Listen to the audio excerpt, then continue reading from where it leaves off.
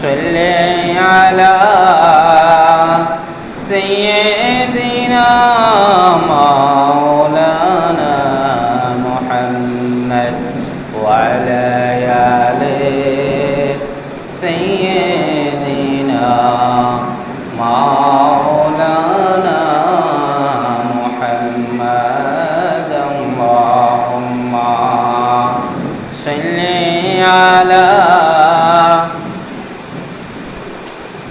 سيدنا مولانا محمد وعلى آل سيدنا مولانا محمد কোথায় রইলেন দয়াল নবীজি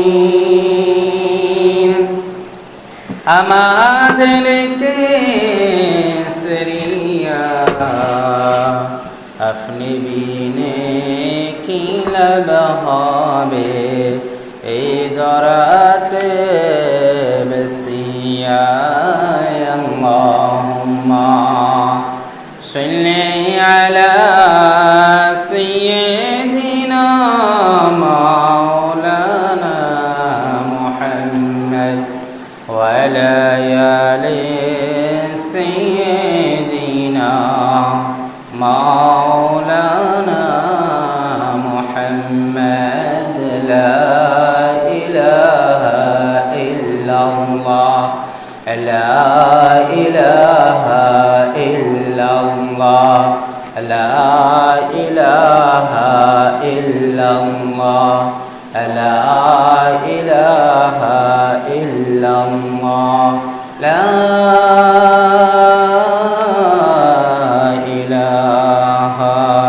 إلا الله محمد رسول الله صلى الله على النبي صلى الله عليه وسلم সম্মানিত প্রিয় হাজিরিন প্রিয় মুসল্লিয়ানি কেরাম সবাইকে আমার পক্ষ থেকে সালাম জানাই আসসালামু আলাইকুম ওয়া রাহমাতুল্লাহি ওয়া বারাকাতুহু আমরা আল্লাহ তাআলার নিকট লাখ কোটি শুকর ও সুজুদ জ্ঞাপন করি যে মহান রব্বুল আলামিন আমাদেরকে এই জুমাবারে মসজিদে আসার মতো তৌফিক এনায়েত করে দিয়েছে বলে আলহামদুলিল্লাহ।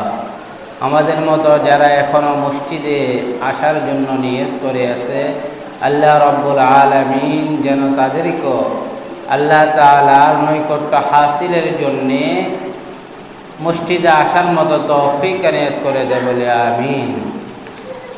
সাথে সাথে আমরা লক্ষ কোটি দুরূদ ও সালাম প্রেরণ করি ওই রাসূল আকরামের উপর যে রাসূল আকরাম সম্পর্কে আল্লাহ রাব্বুল আলামিন অসংখ্য গণিত আয়াতে কারিমা শ্রেষ্ঠত্ব ঘোষণা করেছে।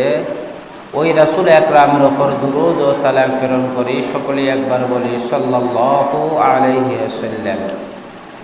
আমরা জানি যে আমাদের শ্রেষ্ঠত্ব উম্মত দেওয়া হয়েছে আল্লাহ রাসূল সাল্লাল্লাহু আলাইহি সাল্লামের বারাকাতে বলি সুবহানাল্লাহ।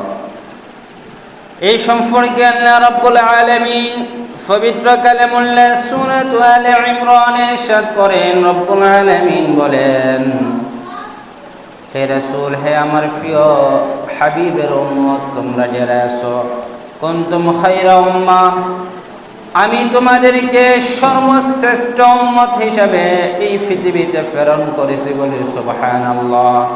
সে আয়াত আল্লাহ রাব্বুল আলামিন সূরা আলে ইমরানের 110 নং আয়াতে বলতেছে, কুনতুম খায়রা উম্মাহ, তোমরাই হচ্ছে শ্রেষ্ঠ উম্মত, শ্রেষ্ঠ জাতি বলে সুবহানাল্লাহ। কারণ কি, উখরিজাত লিন্নাস, তোমরা মানুষদের মধ্যে থেকে বাইর হবে, তোমরা মানুষদের মধ্যে থেকে তোমাদেরকে নির্বাচন করা হয়েছে, এই জন্যে যে তোমাদেরকে বিশেষত্ব দেওয়া হয়েছে উখরিজাত লিন্নাস, তোমরা সমস্ত মানুষের মধ্য থেকে তোমরা বাইর হবে। কি জন্যে তোমরা শ্রেষ্ঠত্ব লাভ করেছো তার একটা কারণ হচ্ছে তা'মুরুনা বিল মা'রুফ, বলি সুবহানাল্লাহ, যে আল্লাহ রাব্বুল আলামিন আমাদেরকে বলতেছেন যে আমাদের শ্রেষ্ঠত্ব কারণ হচ্ছে আমরা সৎ কাজের আদেশ করব। আল্লাহ রাব্বুল আলামিন বলে তা'মুরুনা বিল মারুফ, তোমরা সর্বদা সৎ কাজের আদেশ করবে। যেখানে অন্যায় দেখবে, অপরাধ দেখবে, জুলুম দেখবে, সেখানেই তোমরা তা'মুরুনা বিল মারুফ সৎ কাজের আদেশগুলো দিবে। বলি সুবহানাল্লাহ।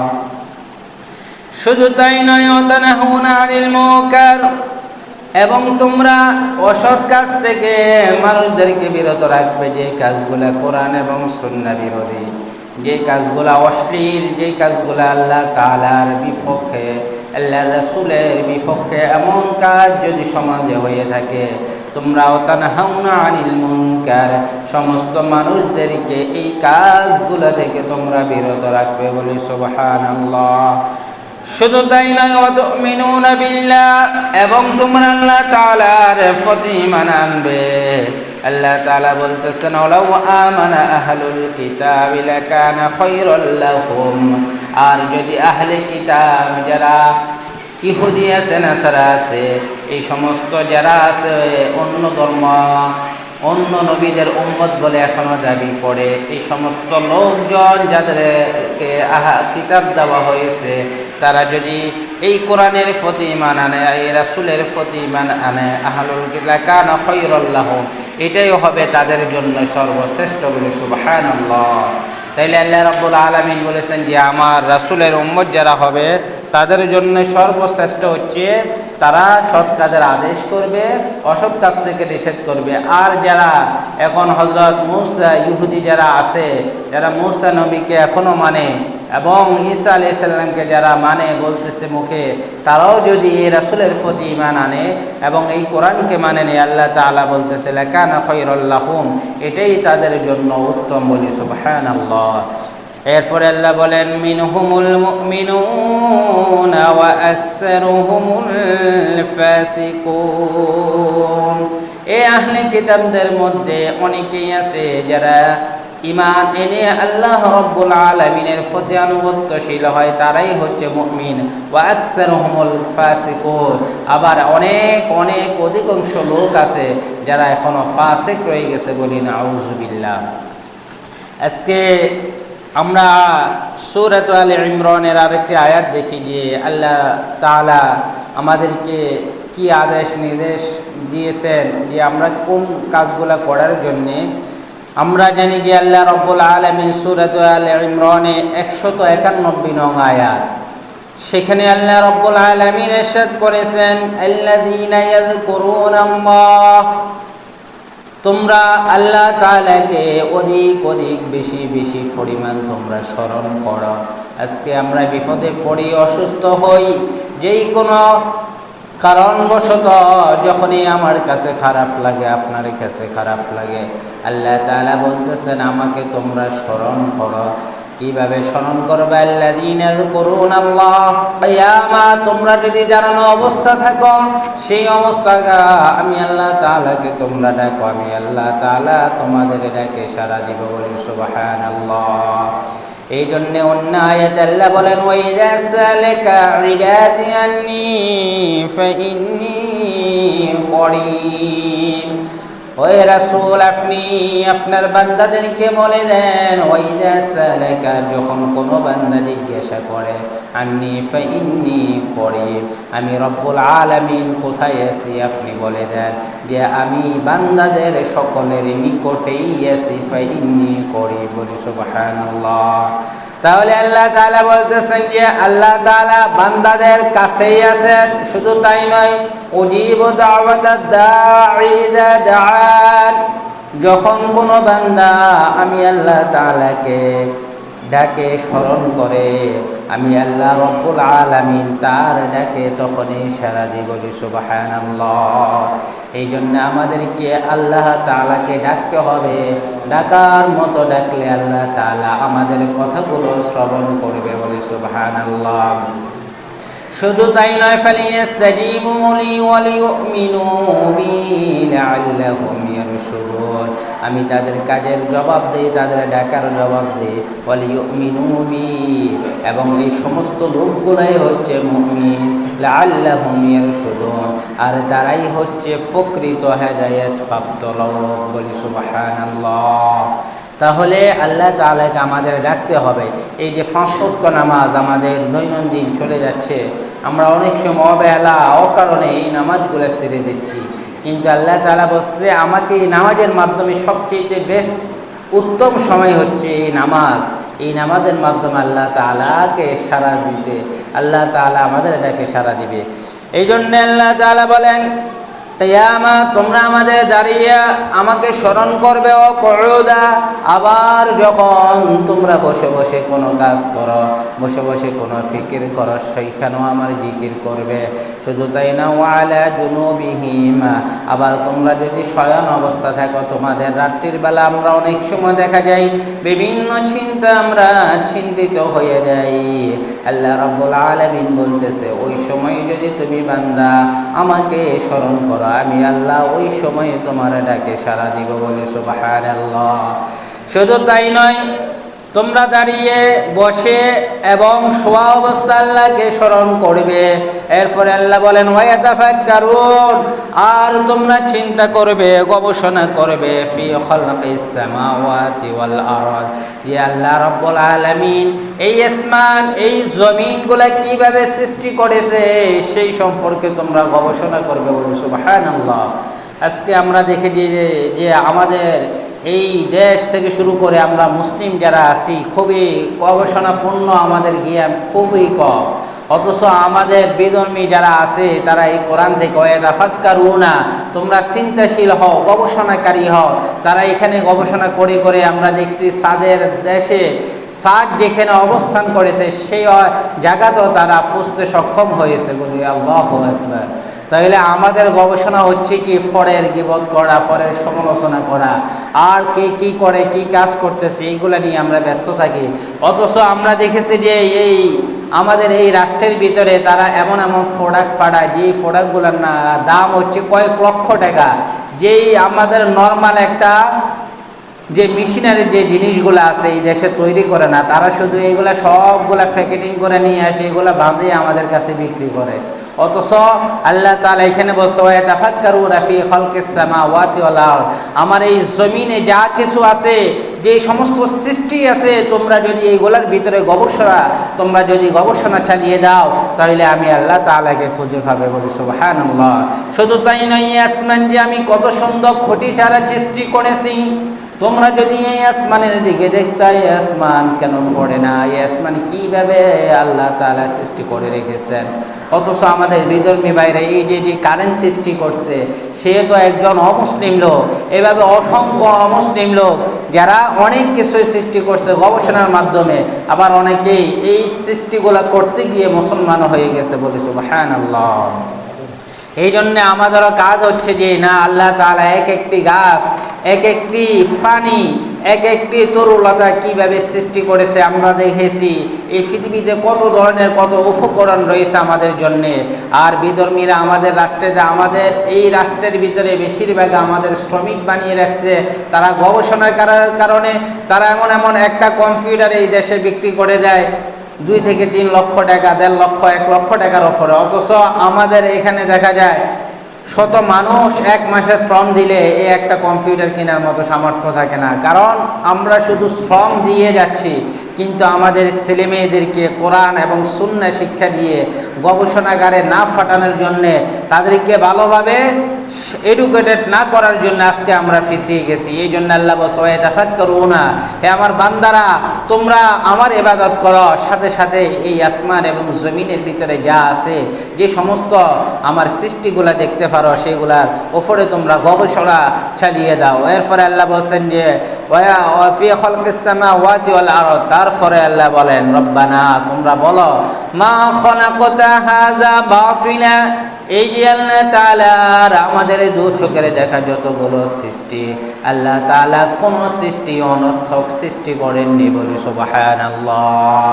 তাহলে এইগুলা দেখে দেখে আমরা বলতে হবে, আল্লাহ রব্বানা মা খালাকতা হাযা বাতিলা, আয় আল্লাহ, আপনি আসলেই এই সমস্ত সৃষ্টিগুলো অনর্থক আপনি সৃষ্টি করেননি। তারপরে আল্লাহ তাআলা বলে সুবহানাকা, তোমরা আমার পবিত্রতা ঘোষণা করা, বলি সুবহানাল্লাহ। ফাকিনা আযাবান নার, আর আমার জাহান্নামের যে আগুন তোমাদের জন্য রয়েছে সেটা থেকে তোমরা নাজাত চাও, বলি সুবহানাল্লাহ। তাহলে আমরা দেখছি এই সূরা আলে ইমরান 191 নং আয়াত।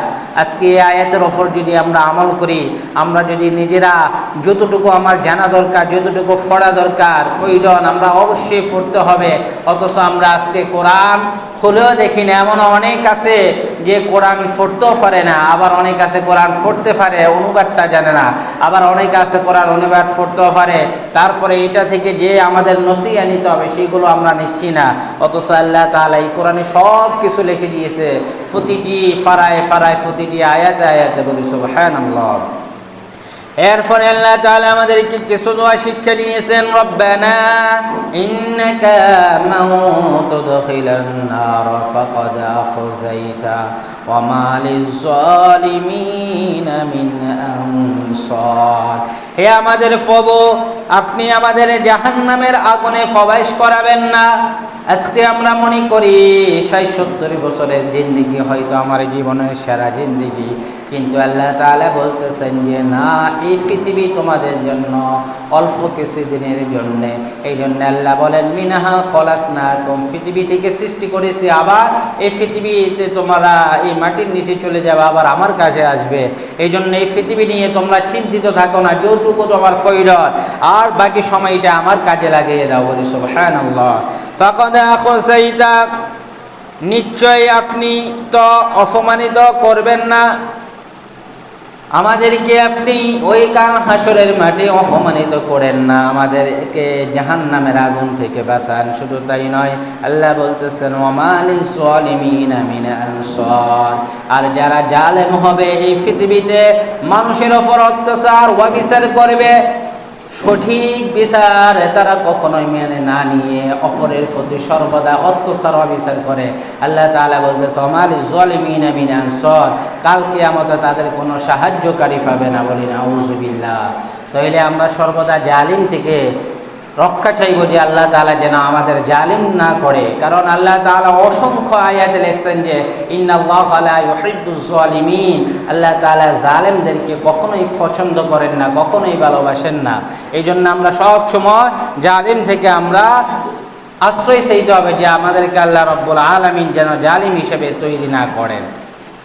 আজকে আমরা দেখছি রাসূল সাল্লাল্লাহু আলাইহি ওয়াসাল্লাম যেহেতু সফর মাস চলতেছে, আমাদের এই সফর মাসের ভিতরে রিসালাত সম্পর্কে কিছু আয়াত আছে, এবং এই রিসালাত সম্পর্কে আল্লাহ রাসূল সাল্লাল্লাহু আলাইহি ওয়াসাল্লাম বলেছেন যে সূরা আলে ইমরান আরেকটা আয়াত আছে যে আল্লাহু ওয়ালিয়্যুল্লাযীনা আমানু ইউখরিজুহুম মিনাজ-যুলুমাতি ইলান-নূর, বলে সুবহানাল্লাহ।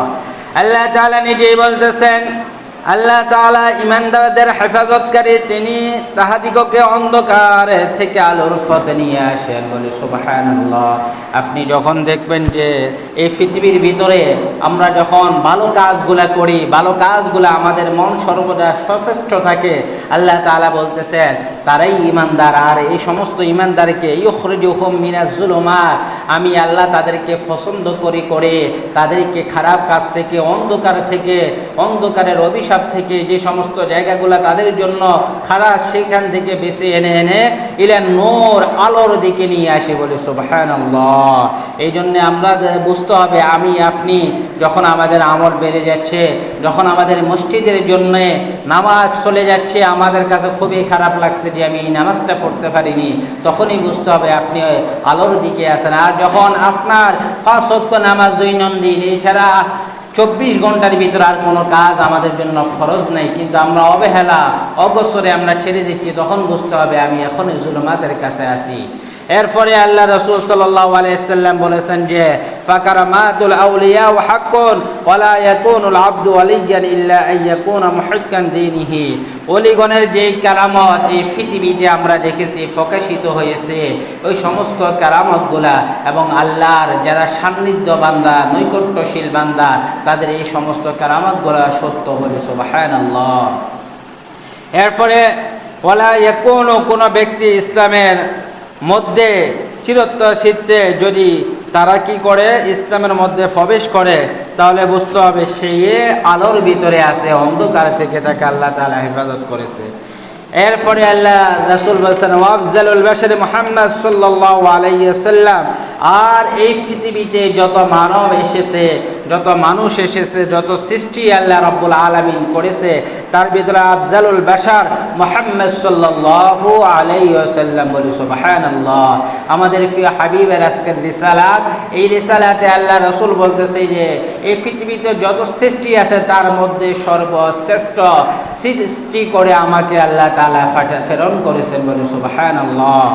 শুধু তাই নয়, ওয়াসাল্লামা ওয়াখাল আল খুলাফাউল আরবাআতুল আউয়াল, এবং আল্লাহ রাসূল সাল্লাল্লাহু আলাইহি ওয়াসাল্লামের পরে এই পৃথিবীতে 4 খলিফা যারা আছে তারা এই সর্বশ্রেষ্ঠ মানবদের মধ্যে। বলি সুবহানাল্লাহ। এই জন্যই আমরা সবসময় খুতবাতে কি পড়ি? হযরত আবু বকর সিদ্দিক, হযরত ওমর ইবনুল খাত্তাব, হযরত ওসমান, হযরত আলী রাদিয়াল্লাহু তাআলার নাম পড়ি। তাদের ব্যাপারে আল্লাহ রাসূল নিজেই বলেছেন যে আমার পরে সর্বশ্রেষ্ঠ যারা আছে তারা হচ্ছে আমার 4 খলিফা এবং আমার আহলে বায়াত 5 জন। বলি সুবহানাল্লাহ। এই জন্য আমরা সাইয়্যিদাতুল নিসাই আহলিল জান্নাহ যে ফাতেমা রাদিয়াল্লাহু তাআলা আনহুকে আল্লাহ রাসূল বলেছেন, সেটাও আমরা খুতবাতে পড়ি। আর পরে সাথে আল হাসান ওয়াল হুসাইন, ইমাম হাসান হুসাইন, মা ফাতেমা, আলী এবং আল্লাহ রাসূল সাথে 3 জন সাহাবা, নাম ওসমান, হযরত আবু বকর, হযরত ওমর। এই যে সাহাবায়ে কেরামদের নাম নেই, সেটা আল্লাহ রাসূল বলছেন যে আমার পরে তারা সর্বশ্রেষ্ঠ মানুষ হিসেবে পৃথিবীতে গণ্য। বলি সুবহানাল্লাহ। এই জন্য আমরা প্রতিটা খুতবা তাদের জন্য দোয়া করি। তাদের নামগুলো স্মরণ করা মানে কি? তাদের জন্য দোয়া করা। এরপরে আল্লাহ রাসূল সাল্লাল্লাহু আলাইহি ওয়াসাল্লাম বলতেছেন আল খিলাফাতু 30 সানাতান। আল্লাহ রাসূলের সাহাবায়ে কেরামরা বলতেছেন, আমরা অনেক সময় জানি যে হাদিস কাকে বলে। আমাদের যদি প্রশ্ন আসে যে হাদিস কাকে বলে, কেউ যদি জিজ্ঞাসা করে, আল হাদিস মা হুয়া নবী সাল্লাল্লাহু আলাইহি ওয়াসাল্লাম ওয়াস-সাবিঈ ওয়াত-তাবিঈ। হাদিস বলা হয় যে রাসূল আকরাম সাল্লাল্লাহু আলাইহি ওয়াসাল্লামের কথাগুলোকে। বলি সুবহানাল্লাহ। শুধু তাই নয়, সাহাবায়ে কেরামের যে কথাগুলো আছে, যে মতবাদগুলো আছে, সেগুলো হাদিস। এবং সাহাবায়ে কেরামের পরে তাবিঈরা, আমরা জানি যে আল্লাহ রাসূল থেকে কোন কোন কথাগুলো সাহাবায়ে কেরামরা শুনছে, তারা বর্ণনা করছে, সেগুলো হাদিস। আবার সাহাবায়ে কেরাম থেকে তাবিঈরা যে কথাগুলো শুনছে, সেইগুলো হাদিস। বলি সুবহানাল্লাহ। মুফাসসিরিনে কেরাম, মুহাদ্দিসিনে কেরাম এই সমস্ত কথাগুলোকে হাদিস হিসেবে নিয়েছে। এই জন্য আমরা বলছি যে আল খিলাফাতু 30 সানাতান। খেলাফত হয়েছিল 30 বছর। আল্লাহ রাসূলের পরে যে 30 বছর খেলাফত চলছিল, ওই সময় তো আল্লাহ রাসূল ছিল না। কিন্তু এটা হাদিস কেন?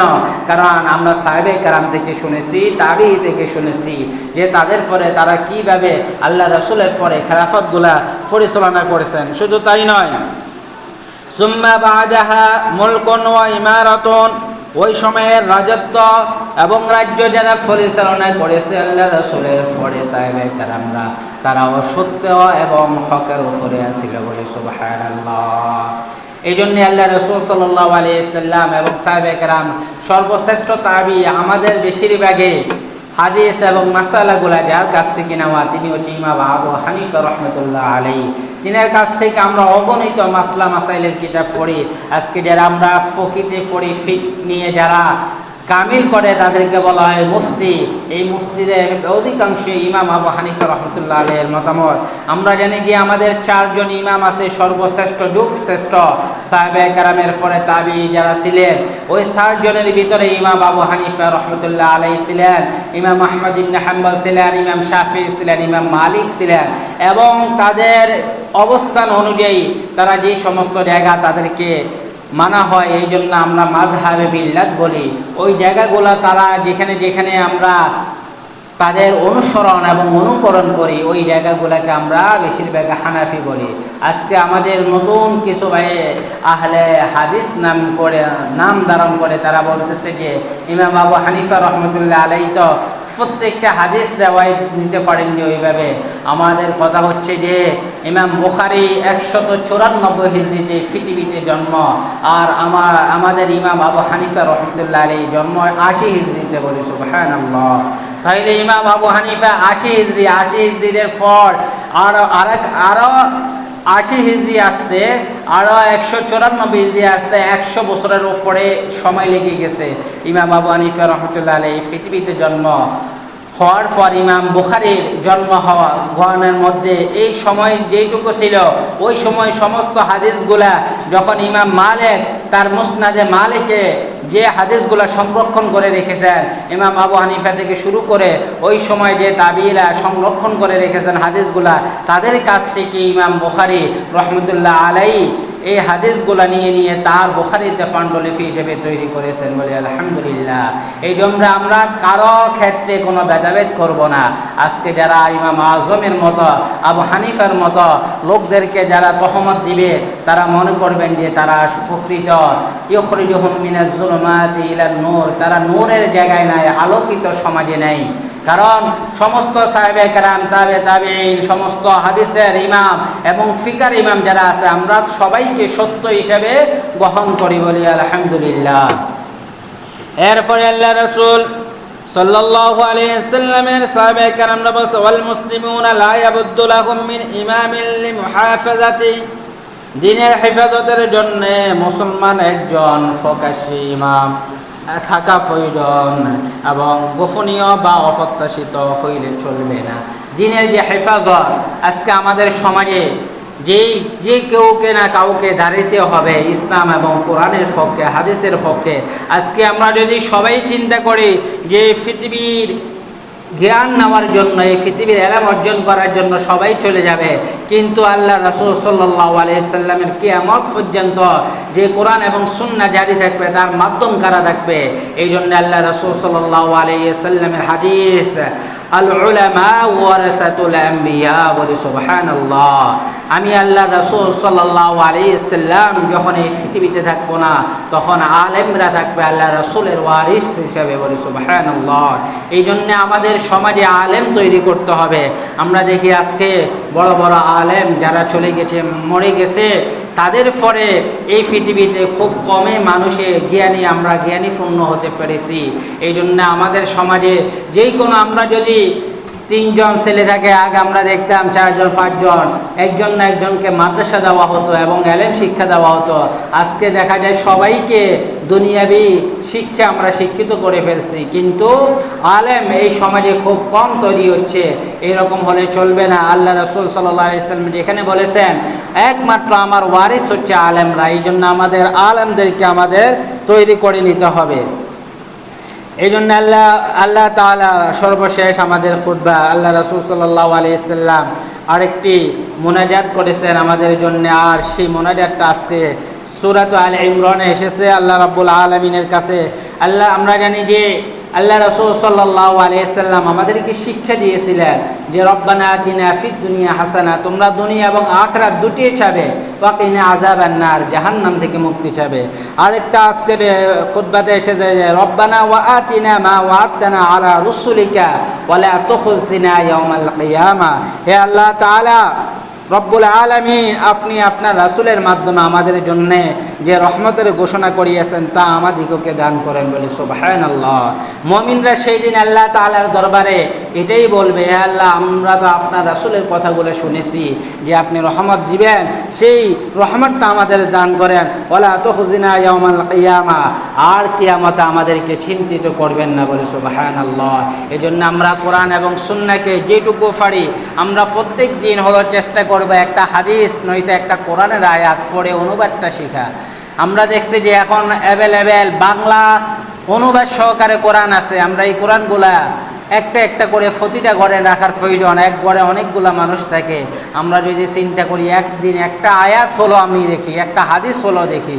এই জন্য আল্লাহ রাব্বুল আলামিন যেন আমাদের সে হাদিস এবং কোরআন সুন্নাহর উপর আমল করে জীবন গঠন করার তৌফিক এনায়েত করে দেয়, বলে আমিন।